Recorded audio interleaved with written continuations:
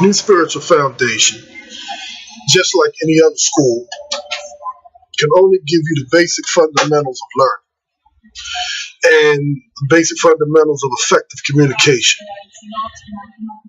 The rest is a lifelong learning process that you must engage in so that you can improve your communication skills, your writing skills. This is what sets you apart from a person whoever you're communicating with will either respect you as someone who's able to communicate what's on their mind, or they will not have respect for you as someone who's able to communicate what you need to say. So effective communication through writing, through speaking is very, very important. You're on the language arts portion of this curriculum, so it's essential that you take into account and actually learn everything in this section so that when you go forth to college or the job workplace, or even try to get into your own business and you have to communicate effectively to people what it is you do and what it is you want them to do, how you write, how you spell, how you communicate. People are looking at this always and they're making judgments upon you. All right, as you enter this section, it's very, very, very, very, very, very, very, very, very, very important that you complete the assignments. Now, some people want to just write crap, and just because they put their heart and soul into it, they want, you didn't give me an excellent grade. I mean, really, you got to do it correctly. So we need you to pay attention to the rules of writing. And the main goal of our language arts program, the crux of it, is that you need to be able to write a college level essay. You're not leaving this program till you're able to write a college level essay. And a college level essay is simply a 5-paragraph essay to which you can communicate on a topic what it is that you want to say about the topic. And it's all included in the introduction, and you'll see more of it as you go through this curriculum. The body, which is the actual detailed explanations of each point that you're trying to make, the who, what, when, where's, and whys of each point you're trying to make, and a conclusion. You have to conclude what it is you're writing about. If you could do these things effectively, you're on your way to being able to write or to communicate effectively, not only in college, but on a professional level. As you're trying to explain and get across a point you're trying to get across. Now, one of the fundamental building blocks of effective writing is learning the punctuation. You have to learn how to use periods, which end thoughts. Question marks shows a question. Commas, it shows that items are being listed. Colon is a formal way of listing items. You only will see a colon in a important letter or document where you're trying to communicate these are the things that a person needs to do. Please pay attention to how to use a colon. Semicolon. Please pay attention to how to use a semicolon.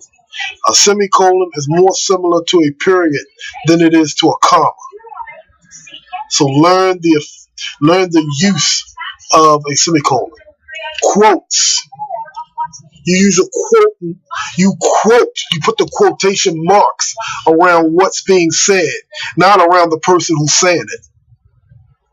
And this is a concept. If you don't understand how to use a quote, call or see staff and ask them, how do you use quotes? Do not try to continue this course without knowing how to use quotes and not being able to quote someone when you're writing. It is totally 100% uneducated not to be able to use a quote effectively and correctly. An apostrophe shows ownership. You have to know how to use the apostrophe S. You also have to know how to use contractions. exclamation points, and hyphens as opposed to dashes. And it's all detailed in this language arts section. Okay, you are expected to read the entire section for hints and for direction. If you don't want to read, call and ask somebody to read it for you. But no one should be reading anything for you at this point. We're going to be looking at some of the writings of Ernest Hemingway, James Baldwin, and Richard Wright. We chose those three authors as a selection of American writers that had different styles and different things to say, and so you can observe how what they had to say was said, and you also learn a little bit about the man or the person. And also learning about these men. They're very interesting characters, and they had a lot to say about the human life experience, as well as Toni Morrison. She's included here as well. You want to take a look at. We took a look at her book, Beloved, well, excerpts of it, and we want to analyze it. We want to compare that to motherhood.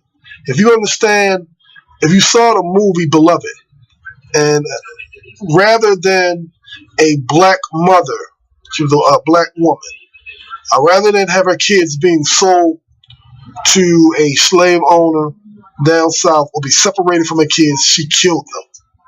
And that's deep. It happened. We're not faced with these types of decisions today, not openly, but for a mother to kill her child rather than let a child go into slavery, we want to look at is that love? Is that motherhood? We want you to decide. We want you to go deep within your soul and your mind and analyze these issues. Because when you go deep within your soul and in your mind, you're able to come forth the best of you. You're able to give the best of what is you. And you're constantly defining yourself as you go through this program, and you're hearing, you're seeing what other people had to deal with, choices they had to make, and you can put yourself in their shoes, and you can test yourself, and to be able to effectively communicate your position on these matters. This is what educated people have the ability to do. Education is not all about picking out the right answer between A, B, and C. Education is about being able to effectively look at a problem and offer a solution to it. So this is what you're doing here. And you have to know the rules that are available to you to do this. And in the English language, this is what we're going over. At this point, it's the only language that most of us know. So we need to learn it. We need to be able to use it. And we need to be able to effectively communicate what it is we want, what it is we think, and what it is we want to do. And this is very important, because I know for a fact we live in a community where a large majority of people could not even write a letter to one of their city councilmen to ask them to clean up trash or waste that's dumped in the neighborhood. So instead, they sit there and take it because they don't have the effective communication skills, or none of that, or the willingness to even want to see their neighborhood clean. And it's a sad commentary, but it's going to start with effective communication, because nobody want to hear what you got to say if you don't know how to write it, you don't know how to express it. Once you learn these punctuations, I'm going to use subject-verb agreements. In a sense, you'll see variations of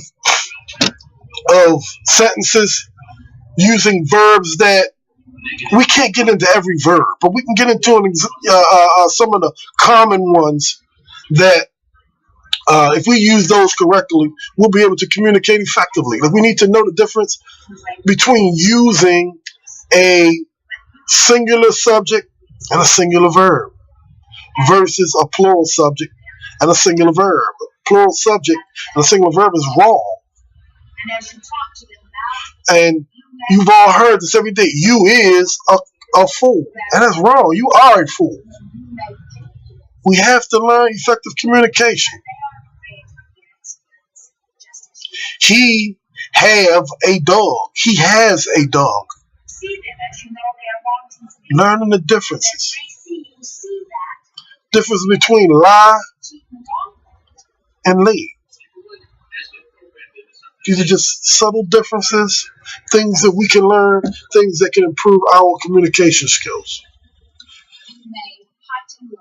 You're going to also, at this point, well, if you can correct a sentence, you're well on your way. So it's going to sentence corrections that you're going to have to do. Learning the nuances of past, present, and past perfect, present perfect verbs. Learn how to familiarize yourself with using these verbs correctly. And common words that are misused. The difference between it's and its. There, and there. We have to know these things. Please learn these things. When I go on Facebook, I see all the time where there, and there are misused. So we want to correct those things within ourselves. Those are the mark of educated people. Know how to use the apostrophe.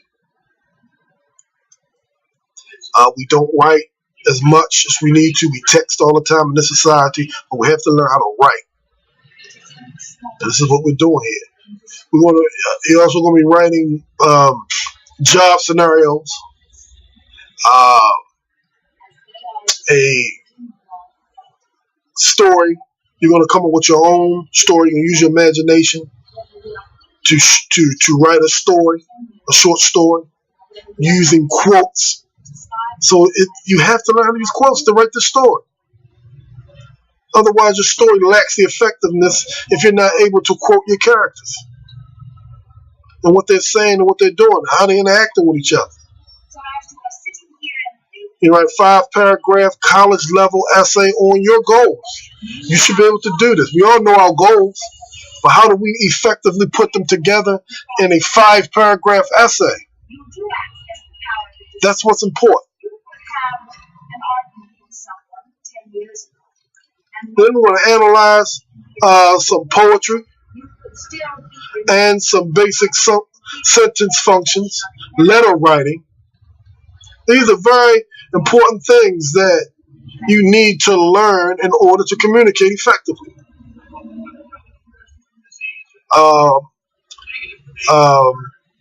We're going to go over various types of poems, haikus, other things that stretch your imagination. You should really enjoy this section. It's the most important section of your curriculum. The inability to get through this section will cause you not to be able to graduate. So it's important that you learn these things. You have to learn these things. If you have any questions, feel free to ask. If you're working with independently, call. Do not go forth not knowing 100% that you're doing what you need to do correctly. All right? Thank you.